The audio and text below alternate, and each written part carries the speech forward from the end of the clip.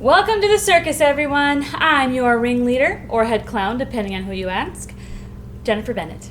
I'm the art director over here at Reformation Productions, a full-service marketing agency located in sunny Buford, Georgia. And this is Marketing with the Misses. Ting! So, watched any good documentaries on Netflix lately? Maybe one about social media and its impact on the world? I know I did. Of course, I'm talking about the attention-grabbing documentary called The Social Dilemma. If you haven't gotten the stones up enough to see it yet, I implore you to do so. In this matrixy world we're living in, it may be a hard pill to swallow, but knowing the truth about social media platforms and their algorithms may be the only way to run interference with the panic and inevitable knee-jerk response of Americans pledging to deactivate all of their social media accounts, like they have done so many times before.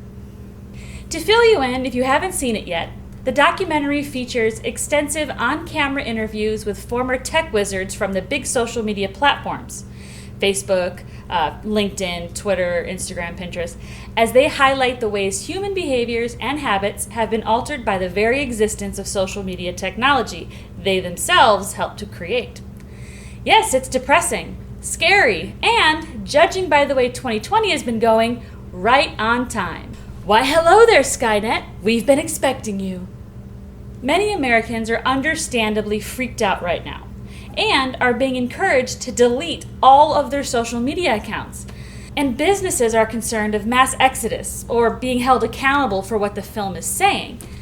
But before we go throwing the baby out with the bathwater, we have to remember a couple things. Number one, social media actually started out altruistically as a way to connect people together, to provide people with a sense of community, to share hobbies and interests with one another, to bring families closer to each other, especially with those that are, geographically farther away. Social media is intended to be a gathering place. Now, put a pin in that. The other thing that we need to remember is that advertising is certainly not new. Businesses have been capitalizing on attention for a long time through targeted media. First, it was the newspapers, then magazines and radio that had the proper readership and listenership, to cable TV, and now, the digital realm.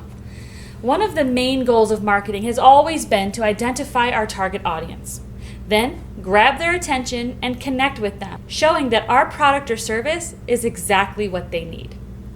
If that's still true, which it is, then advertising to the 3.8 billion people on social media makes perfect financial sense, right? Well, it should. Social media has the most advanced targeting data of any media to date. Now, as a marketing firm, we continue to encourage business owners to engage in social media marketing and advertising as a lucrative way to reach targeted consumers. And in today's quarantine society, online may be the best and safest place to do business these days. Advertising and engaging in online marketing via social media is not unethical, generally speaking. It is commerce. You are not the bad guy here. Now, many of you may be concerned about the mass exodus of people threatening to shut down social media, because where would that leave your digital marketing budget? But I don't think that's really going to happen. I mean, you're watching this on Facebook or YouTube right now, aren't you? By the way, thanks for that. Generally, people are not throwing away their social media accounts to negatively affect online advertising efforts. So don't discontinue social media marketing. There's a lot of finger pointing going on right now. Humans can be quite dramatic. Companies need to advertise to stay top of mind in a competing world.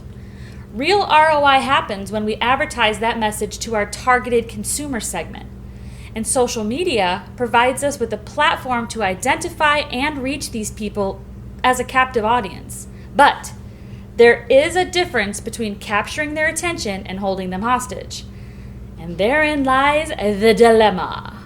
But it is not a dilemma. We know that we have to be consistent and patient when advertising to our consumer base. We know that it takes about 7 times of a person seeing something for them to recognize it as us and prefer us in the marketplace.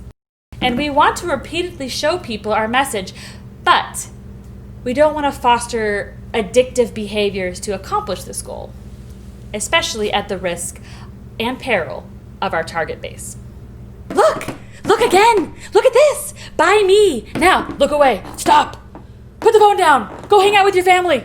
Dilemmas! Dilemmas.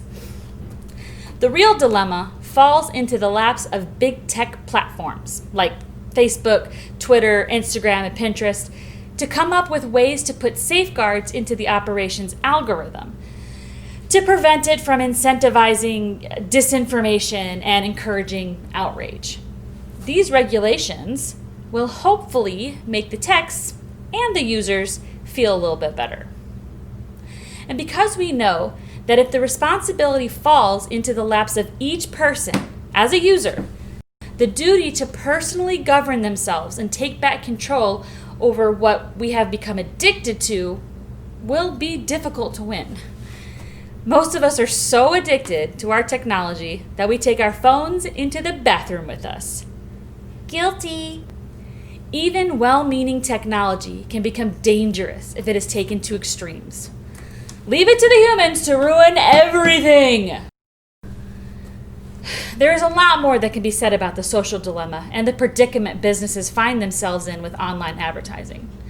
Too much that I could say here today. So I decided to do a whole podcast episode about it on our Straight Shot Marketing podcast. Go to wherever you get your podcasts and subscribe to Straight Shot Marketing Podcast so that you will see it when it drops very soon.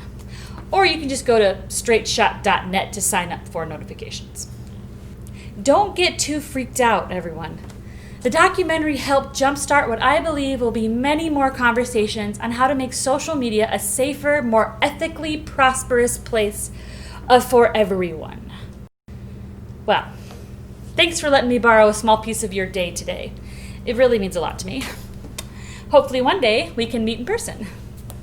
Until then, stay healthy, stay positive, and get back to work. Bye, guys.